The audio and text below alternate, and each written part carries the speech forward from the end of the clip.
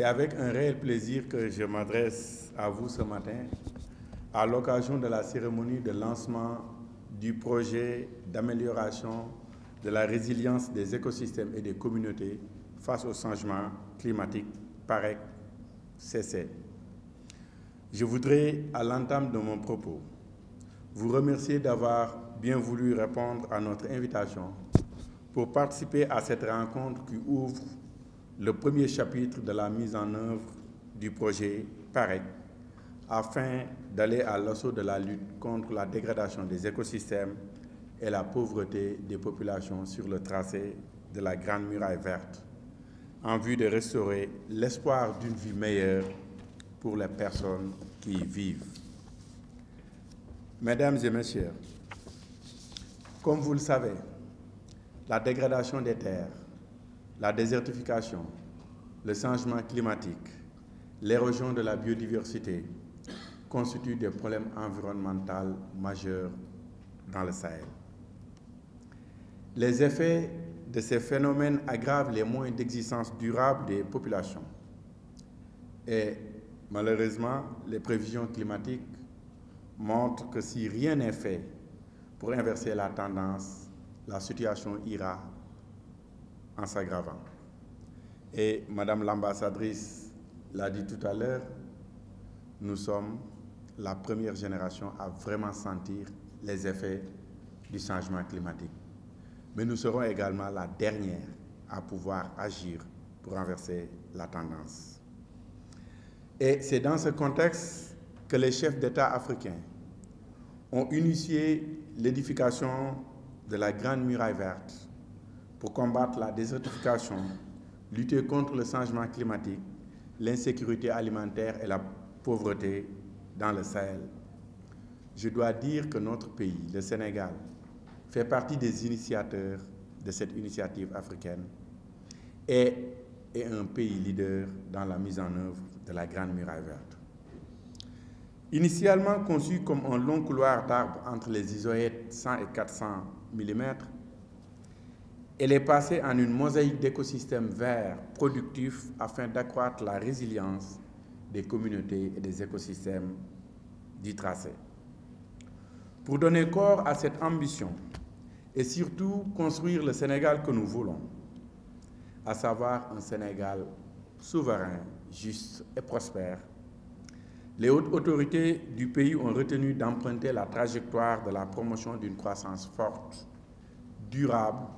et sobre en carbone. C'est dans cette dynamique que le gouvernement du Sénégal a sollicité l'accompagnement de la coopération canadienne pour l'élaboration et la mise en œuvre du PAREC qui vise le renforcement et la résilience des écosystèmes et des communautés, en particulier des femmes et des jeunes face au changement climatique. J'insiste sur les femmes et les jeunes. Les femmes, c'est la moitié de la population sénégalaise et tout le monde sait que les femmes constituent un levier de développement. Et qui appuie une femme, appuie une famille. Ainsi, le projet d'une durée de 5 ans pour un montant de 25 000 $ canadiens entend restaurer les bases de production, promouvoir les chaînes de valeur agro-sylvo-pastorales, s'appuyer sur des solutions basées sur la nature afin de garantir une meilleure adaptation des unités exposées au changement climatique et promouvoir un leadership des jeunes et des femmes dans la gouvernance environnementale locale. Le projet qui interviendra dans 3 régions administratives, Louga, Tamba et Matam, 6 départements,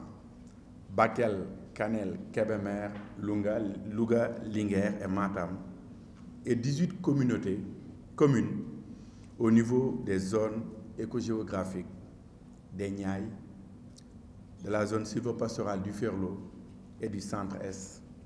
bénéficiera à près de 400 000 personnes, dont 100 000 directement, avec une forte discrimination positive à l'endroit des femmes et des jeunes, et devra permettre en 5 ans de diminuer de 4% le taux de dégradation des terres, d'améliorer de 6% le taux de couverture végétale dans la zone d'intervention,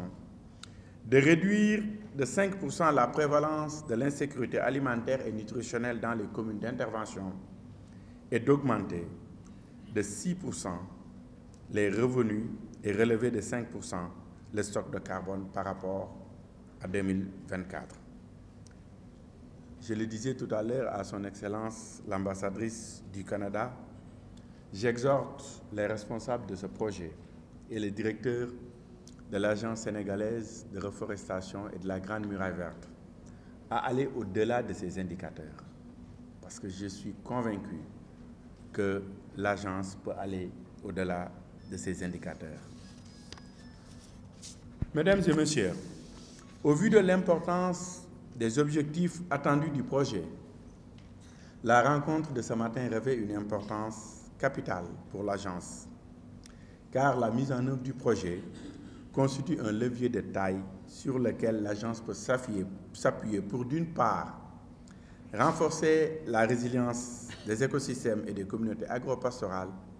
et d'autre part, maintenir les services écosystémiques et améliorer les conditions d'existence des populations dans le tracé de la Grande Muraille Verte. En ma qualité de ministre de l'Environnement et de la Transition écologique, je peux vous assurer de notre disponibilité et de notre engagement à ne ménager aucun effort pour la réussite de ce projet au grand bonheur des populations dans le tracé de la Grande Muraille Verte, auprès desquelles se manifeste une forte demande de transformation de leur territoire en pôle de développement résilient. Sur la même lancée, je voudrais encore une fois vous inviter à faire de ce projet le vôtre, vous en approprier afin d'accompagner l'Agence sénégalaise de reforestation et de la Grande Muraille Verte dans sa mise en œuvre. Et à ce titre, je vous réitère d'avance toute ma gratitude. Je ne pourrais terminer sans remercier vivement la coopération canadienne et la FAO de leur soutien et engagement sans faille pour la réussite de ce projet. Je voudrais aussi vous assurer, chers partenaires, de mon engagement à donner les instructions nécessaires quant à la prise en charge de toutes les nouvelles orientations qui émaneront de vos échanges de ce matin. Sur ce, tout en vous souhaitant d'excellents travaux, je déclare ouvert l'atelier de lancement du PAREC et vous remercie de votre aimable attention.